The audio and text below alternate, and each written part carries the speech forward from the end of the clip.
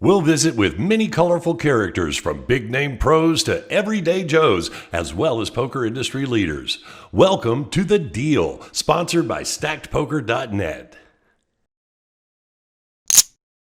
Hi, everybody. Chris Cronin here with the newest episode of The Deal podcast, sponsored by StackedPoker.net. Let me lean the next generation of poker. I am joined today by somebody that has done something that's never been done before, and I fact-checked that. It's never been done before in the history of poker.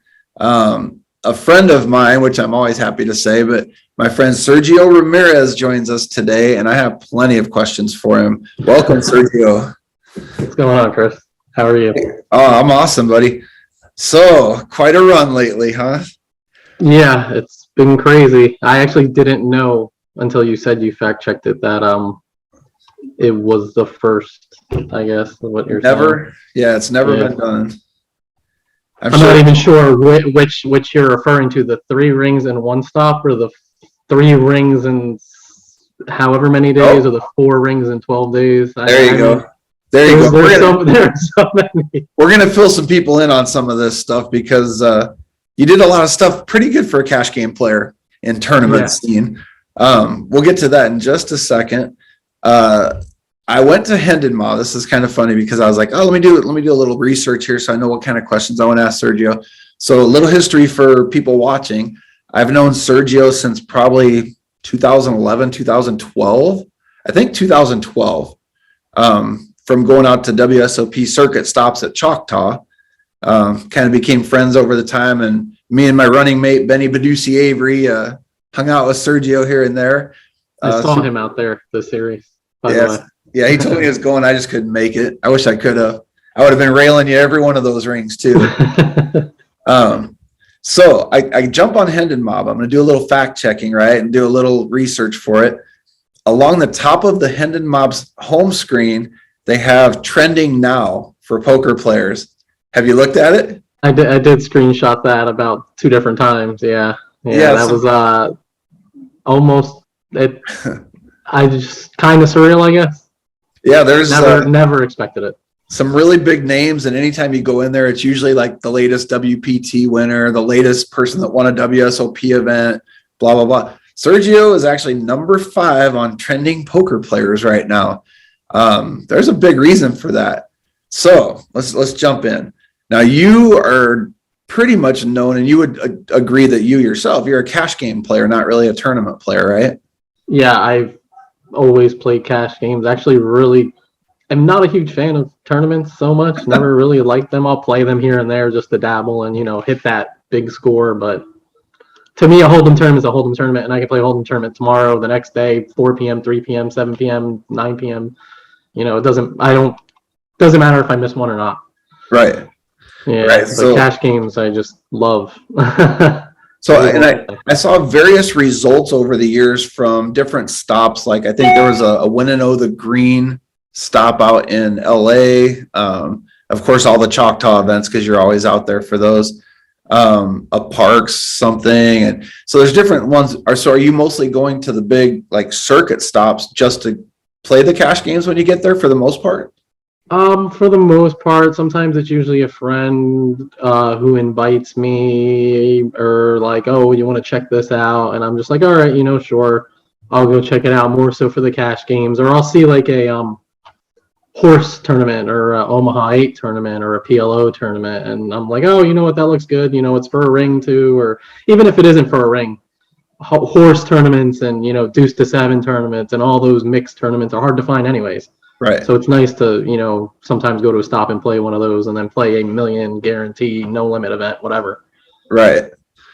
Okay. So now when people look you up, they're going to see Plainfield, New Jersey. So how much time do you actually spend in New Jersey, and how much time are you in Oklahoma, Texas, on the road? I spend maybe 3 to 4 total months, I'd like to think, in Jersey, more or less. I like to go, my son's over there, so whenever I can get over there, I like to go over there. Oklahoma is more of I'm here for Choctaw, or I'm just tired and need a break from life because there's really nothing to do after the series is over. It's just rest, rest, relaxation. I actually don't play too much poker when the series isn't in Choctaw and I'm there. I'm been going to the gym with one of my roommates a lot, trying to get a little healthier. So I'm usually, gym, wake up, an occasional session twice a week, and just sleep. And then the rest of the time I'm traveling. I got family in East Texas, which is close to Choctaw, which is where I am right now. It's about a 2-hour drive. Or I'm traveling to another stop somewhere, anywhere, who knows. I think Tulsa's coming up pretty soon, right? I'm excited for Tulsa. I'm very much looking forward to Tulsa. Just so everybody knows, another WSOP circuit stop at, what is it, Hard Rock Tulsa, right? Yeah, I believe that's what it is, yeah. Yeah, so, and there's always good cash games around circuit stops. I mean, there's always going to be cash games, although a lot of times when I go, there aren't really good mixed games. There's a lot of PLO, a lot of Hold'em, but we always have to struggle and ask people to play mixed games, which I like Sergio playing mixed games with us. Doesn't everybody? Everybody loves me playing every game with us. You're fun to play with. Always. Okay, so would you still consider New Jersey home base then, or no?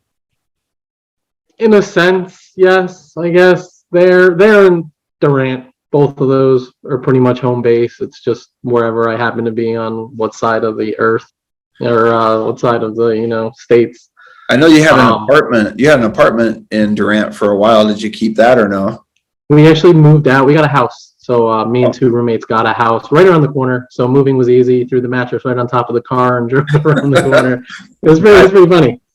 Well, again, updating all the people watching, but so Durant, Choctaw Casino in Durant, Oklahoma has 4 stops usually a year, 3 WSOP circuit stops, and then a WPT event. But they always throw in a week of their own tournaments ahead of it too. So there's literally 12 weeks a year that there's tournaments going on in Durant. So I mean that's a good chunk of the year right there. It is. They usually do. Jimmy usually runs a week's worth of mixed kind of tournaments. This series they had, I want to say, a deuce to 7 to start it off, and then a Raz, and then an Omaha 8 the next day, and a stud 8 the next day. I actually missed those. I really wanted to get out there for that, but the PLO ring in Vegas kept me from going because I had to play the Tournament of Champions out there, which was overlapping with the beginning. Right. Those prelims in Choctaw. You notice I'm putting all that ring stuff off for right now. I'm saving that for the big finish. So when you're in New Jersey, what are the closest casinos near you? Because I saw on your Facebook profile it said works at Parks Casino. I'm like, no, you don't. What the hell? I used to frequent Parks a lot. 5, 6 days a week. 6 to 12 hours a day. I actually used to play 612 OE. Most of the time when I was going, nothing really else. The occasional no limit, the occasional limit hold'em, the occasional bigger no limit hold'em games too. But it was mostly just 612 early mornings. It was to me it was an easy game. It was less variance, even though I like a lot of action. But you've never been it was an easy win. I mean, yeah. You'll ship chips in. I've seen it. Yeah, yeah, that is true. Okay, so is there anything else close to you? I'm guessing Borgata and that stuff would have to be fairly close. Borgata AC is a little over 2 hours, or around 2 hours. Parks is about an hour, and Sands is about an hour as well.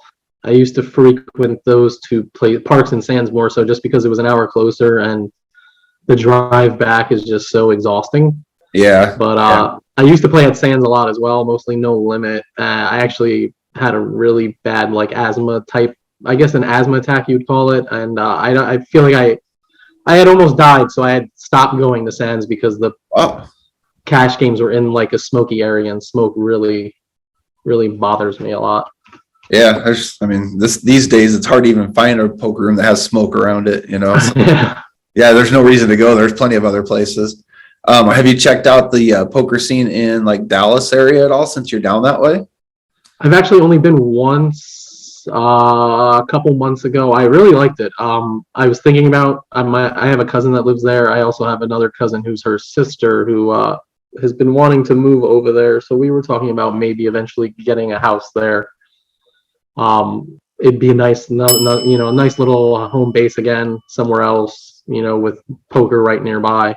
Right. So the games are good from the little I played. I went the one time, but I played every game. 1-2-5 PLO, 2-5 PLO, 2-5 no limit, 5-10 no limit, 1-2 no limit, and I really enjoyed all of it. Honestly, I wish I could get out there more, but I can't justify a drive from Choctaw over there. What place did you play at? When I was in Dallas? Yeah. I played at TCH.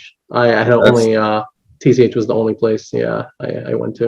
Yeah, it's pretty much there in Poker House. I mean, there's some smaller rooms around like 214 and some other ones, but TCH and Poker House seem to have all the business, and mostly TCH. And honestly, I have a lot of friends that play at TCH, like, and you know them. I mean, it's all people that go to Choctaw for all the events anyway. Yeah. But I've been meaning to check out Poker House. I've yet to really have any downtime to get over to visit my cousin so I can make a little poker trip at the same time. Yeah. But hopefully in some of the upcoming months I can make my way over there. All right, so let's rewind to WSOP time now. So throughout the first 90% of the WSOP, how was your trip going? It wasn't going too bad. I had a couple decent runs. I won a couple megas early. I won 2 or 3 10K megas, which was nice. It allowed me to play a little bit more tournaments. I was doing very well in cash games. Mostly playing the 50, 100 OE or mix, 50, 100 stud 8 or better. Right. But that was going well. Tournaments, I mean, I didn't have anything that popped, but I had a deep run or two, which was nice. Now I have to look at my notes for some of these so I get this accurate, but because again, this has never happened before. I did look, there was people that have won 3 rings that have stopped before. There's people that have won like 3 online rings in a short time before. There's never been anybody that won 4 rings in 12 days ever. That is amazing. So it all started. So I saw there was a couple cashes in like events leading up to your ring run. You had, I think the closer, you cashed in the closer like 100th or something like that. Exactly 100th. I actually played a top 3 chip stack pot in that 100th bust out where I felt actually really good. I was actually surprised how I lost the hand, and had I had won that hand, I truly believe I would have at least come into the top 3 tables. But I would have had a top 3 stack at 100 people for sure. Oh. And actually, the guy who busted me ended up winning the bracelet. So really? I still feel a little salty. Yeah, it takes a little luck to win tournaments. It takes a little bad luck sometimes to lose a tournament too. I mean, you win that hand, who knows? You might have 5 rings. You might not have even gone to Choctaw. You might have stayed and did other stuff. Who knows? But so after that, you jumped online and played, and let me get it right. July 15th, you played an online circuit event. It was a $500 six max. And I don't know how many players, I didn't look up how many players it was, but first paid you like over 18K. Yeah. And is that your first WSOP ring ever? I actually had one about a year ago. So June of last year, I won my first ring online in Jersey. Playing limit Omaha 8 or better.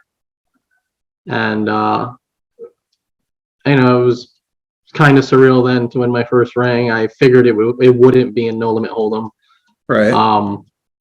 And to win it in a game that I like to think that I'm, really great at, which is Omaha 8 or better. It felt extra special just because it wasn't another hold'em tournament. Right. Yeah, it's like the Phil Hellmuth when he had like 13 rings, like 12 of them were no limit hold'em. It's like, come on, man, venture out a little. So from there, you said, oh crap, I'm missing some of these tournaments I wanted to play at Choctaw, so I better hurry up and get to Choctaw so I can start playing all the ring events out there. Again, I think you go there, you're going to play some of the tournaments, but you're also looking to play the cash games mostly, right? Usually go to Choctaw with the intention on playing essentially cash the whole time. The occasional, there's like usually 1 or 2 PLO rings, and then the main event. I don't really care so much about any of the other no limit events that happen or any of the other ring no limit events. don't mean much to me. I don't even know why I ended up playing the ones that I did, to be honest with you. That's a pretty good thing you did. So on the 15th, you had a ring, but they have to mail it to you because you won an online circuit event. So they have to mail you the ring. So everybody, while Sergio was waiting for his ring to come in the mail, on the 19th at Choctaw, you jumped in a PLO, which that's pretty common. I know you play PLO events. So you jump in a $600 PLO, win it outright for $26K, ring number 3, 2 in this run. And then follow that up with back-to-back $400 no limit hold. I'm on Facebook and I'm sweating all the Choctaw stuff because I have so many friends out there. And I'm looking at up people, and I know Bart Bogart was on fire too. And I was kind of following you and Bart, and I'm like, oh, cool, Sergio won a ring. Called Benny. I'm like, hey, Sergio won a ring? He's like, oh yeah, I'm following it. So then you play a $400 no limit hold'em, win almost $13K in that. The very next tournament, you win that $400 no limit hold'em for another $19,000. Was it? Some around, right? I believe it might have. That might have been the first or second one. I'm not even sure at this point. So it ends up being an online ring, and then 3 more rings in the next week or so. I mean, just over a week, and come to 5 total. Does that encourage you or make you want to play more tournaments? It sort of did. I mean, I also had deeper. I finally actually started feeling burnt out at the end of this. I've been playing since May. I probably had 5 days off all summer long when I went to visit my son for my birthday, his birthday, and Father's Day. But I actually started after I won those rings, I was like, oh, I want to play more. Obviously, I feel like that's the feeling you should always have. But I actually started feeling really burnt out on the last couple, and I actually made a couple deep runs in the last couple where I came in a 4th and an 18th. Yeah, I saw you had the 29th and 30th. You had 2 more caches, and I think you had 8 caches total or 7 caches total. I mean, that's crazy, and that limited amount of events, and to win 3 of them outright, pretty strong. Yeah, it was wild. I don't even know how I ended up winning the first no limit ring. I actually skipped an event because I had a little breakdown in between of winning the PLO and right before the first no limit event. And then I just came back that following day and ended up playing the first 400 ring that I played that I won. And then from there, I just, kept wanting to play for some odd reason. I wasn't really ring hunting. I just wanted to play because I was in a good mood. I was playing well, even though in my the way I looked at it was I wasn't playing as good as when I left Vegas, which is funny. But you didn't feel your game was up to the level that it was in Vegas? No, I actually felt like I was playing really great poker in Vegas. I felt like I was in tune. I was doing a lot of things right. There were a couple mistakes I did make that I admit to while I was out there, and I kind of touched up on those couple mistakes, but I wasn't as honed into playing while I was in Choctaw, paying attention. I was I was telling the blogger when he was writing it down for one of my first interviews that when I was playing these tournaments, it was almost like every hand was a new hand. I went and I'm sitting down at this table for the first time. Oh, and wow. When I played the next hand, it was like I got moved to another new table and I'm playing this table for the first time. Oh, that's interesting. And it's super weird because to me it felt like I wasn't paying attention. I wasn't absorbing a lot that I should be. I mean, subconsciously I might have been absorbing some things that I don't really give credit to, but to me it was just always a new hand, always a new table, always a new hand, always a new table. And it wasn't anything like Vegas where I was, picking up on, bet sizing tells, bet sizing, any of that stuff, timing tells, in tune to everything everybody's doing. And yeah, that's interesting because I always felt like the tournaments that I won or made final tables, and I always felt like, honestly, from the time I sat down at the tournament until I got to the end of it, I felt like I was going to win it. From the time I sat down, but I was so focused and in tune. So it's kind of weird to hear somebody say, yeah, I wasn't even really building from one hand to the next. And, I'm sure subconsciously I was sort of building. Oh, I'm sure. I knew that I wasn't as focused as I was when I left Vegas for sure. Cause I was kind of zonked out and I was a zombie, and I don't know if it was the whole incident in Vegas that I had to experience. Like, it didn't hit me until I got to Choctaw. So I feel like that could have been the reason why in Choctaw things were so much different than being in Vegas. Yeah. But like, for whatever reason, even though I wasn't fully into it in Choctaw, it ended up, I guess, being for the better. Yeah, I mean, it worked out. Whatever happened, it worked out. What plans do you have like coming up? Like, what are your next few trips going to be to? I hadn't planned on going out to Cherokee. It did start a day or two ago, I think. However, I did want to go kind of heat check in Cherokee just to see. I'm still iffy. I've been looking at stuff today and yesterday about maybe going out there sometime this week. I definitely plan on going to Tulsa. I may not be able to play the main, which is what I really wanted to play out there, but I will be playing most of the other events in Tulsa and cash games. Have a wedding during the main, so I would have to play like day 1A and hope to bag, and then the wedding is day 1B, and then I'd have to fly into Dallas to fly back to Tulsa. So I mean, I kind of want to prioritize family, especially since they're more important to me than poker. But Right. if I am out there and I am making a run, I may have to skip the wedding, unfortunately. Yeah, I know. It sounds terrible. It sounds terrible. I get that. I coached my daughter's softball teams when they were little, and I was on my big run in 2012. And I was like, oh my God, I can't play this event because I have to get back I'm the coach. I got to get back for the game. And I would skip events and go back. And then one time I was deep in a main event. And I'm like, I can't go back. I got to finish this out. And it's bad when it's family, you know. You said something that I'm trying to remember exactly how you phrased it, but okay, I remember. So it's a true mark of a professional player. There's a lot of things people do, and I hate when people say that they're professional when I play with them enough that I'm like, no, you're definitely not. If you own 18 pizza places, but you play poker every day, you're not a professional poker player. You're a pizza owner. One of the things that you said is a true mark of a professional. You said, yeah, I was evaluating my play, and I did know I made a couple mistakes here and there, and I I'm working on fixing that one. I should have done this. True professionals to me are people that can actually admit, yeah, I didn't play perfect there. I wasn't like you did with Choctaw. You're like, I wasn't really like in the moment the whole time, or I made this mistake, but I realized that I made that mistake. Amateurs, I play a lot of pool too, and amateur pool and poker players will say, oh my God, I'm just so unlucky. The cards are I took so many bad beats. And I'm like, yeah, it was really unlucky that your Jack 9 lost to that guy's aces. I don't know how that happened, or a pool player that says, oh, I get all the bad rolls. I'm like, no, you get a lot of good ones too. You just don't remember them, so it's a true mark of a professional when you can actually admit, hey, I didn't play my best there, or I made this mistake. Yeah. I figured it out. So I like to hear that kind of stuff. I'm definitely my roughest critic. I'm definitely my friends' roughest critics too. Nobody really should and or want to come to me for any sort of advice. I'll be like, listen, you played that terrible. That's a good thing. You're not going to sugarcoat it. Yeah, you won't sugarcoat it, right? No, I don't.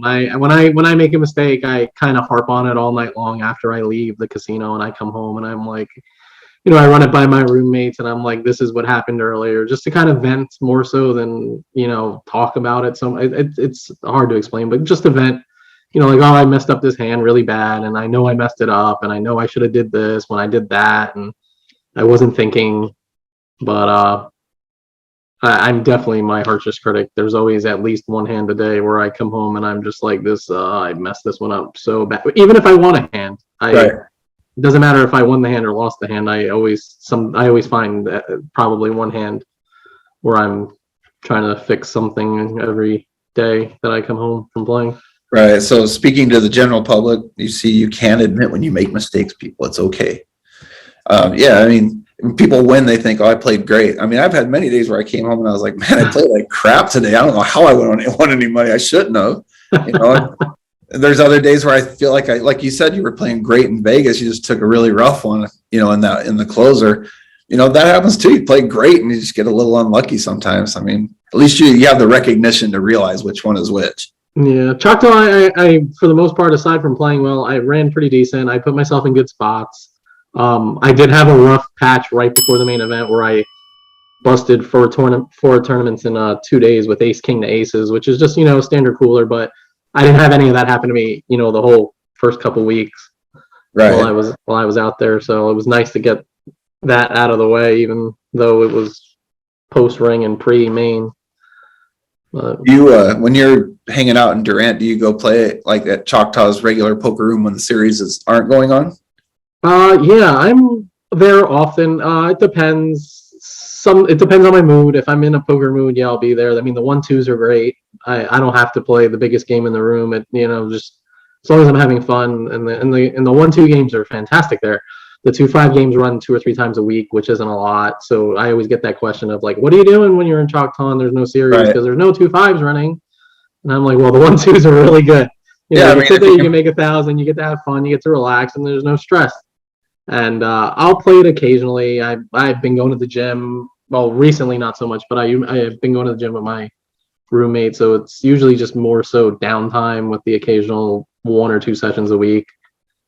On the upcoming horizon, what types of goals do you have, like in the near future, or even lengthy goals? Um, I couldn't even tell you if I wanted to. My goal has always been, even prior to this ring run at Choctaw, was I've always wanted a banner at Choctaw, and I always thought I would have one, and then I always expected to have one, and that has always just been my goal as of right now that I could think of off the top of my head, besides obviously like winning a bracelet or winning the main event, stuff like that.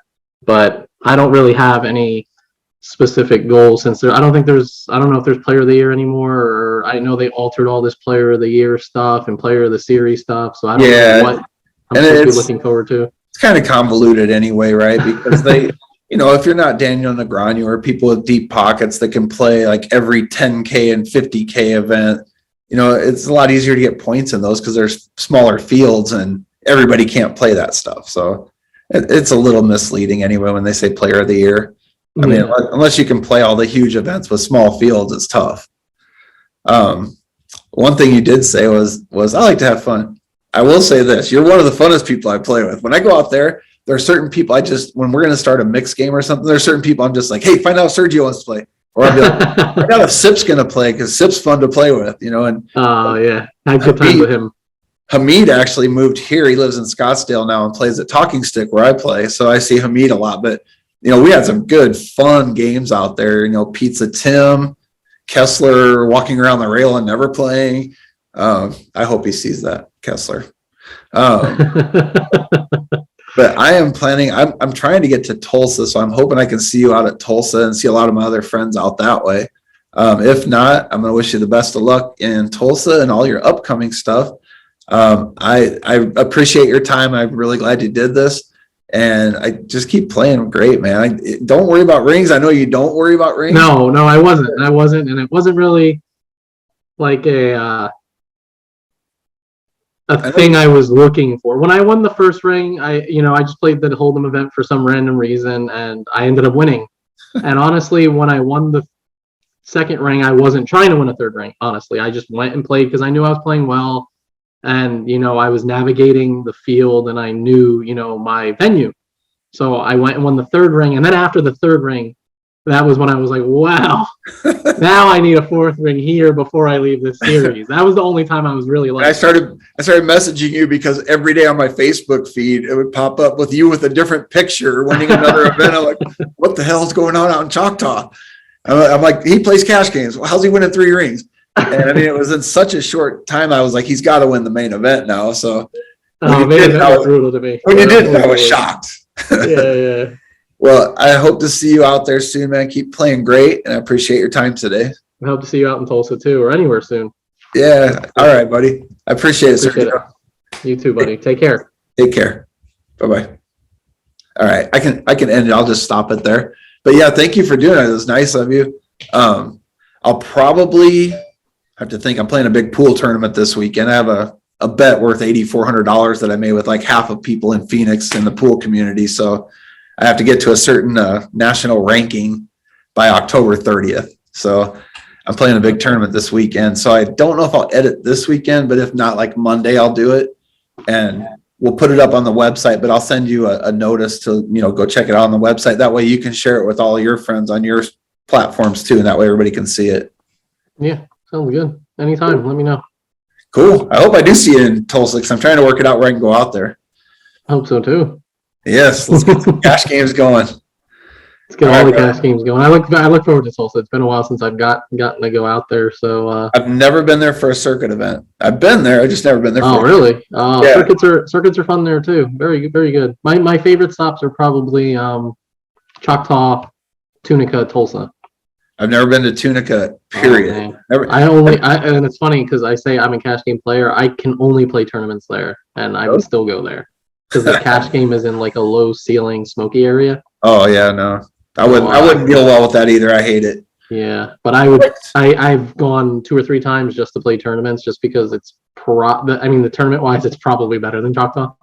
I liked New Orleans. New Orleans was a good circuit stop. I like that one too.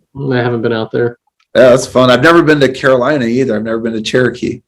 I've been once. I wasn't a huge fan. I only felt obligated because I had done so well in Choctaw to kind of, check it out, even though I don't really want to. So I know that there's a PLO ring next week sometime, so I'll probably try to figure out a way to at least get there for that. And then I think the main is a couple days after, so I'll probably end up firing that as well. Well, we just had our Arizona State Championship. Oh, that's a great one. Yeah, it was at the same time as Choctaw's event, so I know you couldn't have done both. Next year, if the dates line up and you want to go from the series to here before going to Choctaw, let me know, man. You can stay with me if you want. All right, sounds superb. I love the state. I played it once when I was younger and less experience, but it was one of my favorite tournaments to play. Super soft field. Oh yeah, it was fantastic. And then I went out there for my second ever, and that was when that storm happened. They had the flood and canceled everything. Yeah, so it was more of a vacation than it was to play poker because we got like a free stay somewhere. They're building a whole new poker room right now, so they're moving us to the tents for like 2 years. They put tents out in the parking lot with 60 tables. You don't really know once you're in there. It feels like you're in a room, but they're rebuilding the poker room. Is going to be 2 stories with a high limit section, tournament section, then a lower section. It's going to be like 60 tables instead of 48. And then the sports book's going to be right there also. Wild. That sounds awesome. Yeah, it's going to be nice. But yeah, if it matches up next year, just remind me, because I did not go to the series at all this year. I had family stuff I was dealing with the whole time. But I'll be up there next year. And, if you see me, just mention, hey, the state championship's coming up. You got an open invite. Yeah, all right. Sounds awesome. I will try to keep that one in mind for sure. I want to play more like Iowa State Championship, Arizona. I mean, they're all very good. The Iowa one paid really good. That was recent too. That paid good. Yeah, I'm upset I missed that one too. I think that was going on during something I was doing as well, actually. Yeah, I saw that. It's really an MSPT event, but they call it the Iowa State Championship. Yeah. I mean, it paid good. So I'm hoping our tour, someday I'll make money off of this project again. When I was with Annie Up, we had it so easy. I mean, we had our advertisers for years and years. Coming out of the pandemic, they all said, yeah, we don't want to do any print ads anymore. We just want to do online or poker apps. And I was like, oh, shit. So there went all of my income, like zero. I went from like $6,000, $7,000 a month to zero. Wow. So, I was wondering why you were done with Annie Up. Well, the 2 guys, my 2 partners with Annie Up, Chris and Scott, decided they were trying to sell the company. They couldn't get it sold. And then they were asking me to buy them out. I said, why would I do that? I can just start a new magazine like I did the first time around. So they were like, all right, well, we started other businesses that are going great. So we're done with Annie Up. And I'm like, okay. So I figured, oh, sweet. I'll get all the same advertisers. I don't have to split it with anybody. No. So now everything's going to online. So here I go. I got to start building up enough social media following and enough website traffic. They all told me, well, I'll come back, but you don't have any kind of social media following or website traffic. I said, of course not. I'm a brand new company. How could I? So I'm trying to have everybody like share as much stuff as they can that I put out there. Just share with all your poker friends. Always word of mouth. Yeah, exactly. It'll build up, and I know it will. I just got to spend money to pay writers for like a year before I start actually making any money. Always takes some building. Yeah. All right. I'll let you get back to your family, and I appreciate your time, man. I hope I see you soon. Hey, likewise. Oh, Nice to see crap. you. You know, one question I forgot to ask you on there. I always ask everybody, hang on, is it still recording? It's still recording.